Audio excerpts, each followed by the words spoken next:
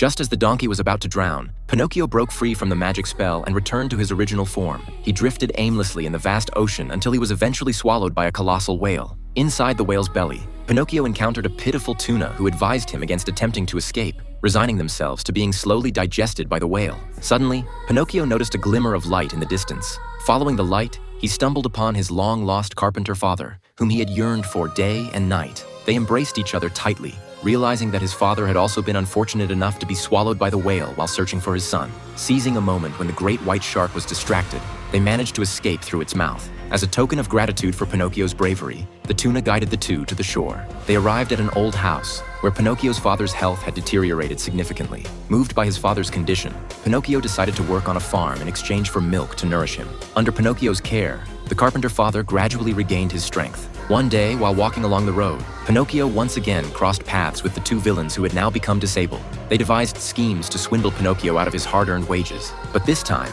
Pinocchio refused to fall for their tricks. The following day, as Pinocchio returned to work on the farm, the blue fairy appeared, and they embraced each other. The fairy commended Pinocchio for his exemplary behavior, assuring him of a bright and joyous future. With those words, Pinocchio drifted off to sleep in the fairy's arms. Upon awakening, Pinocchio discovered that he had miraculously transformed into a real boy.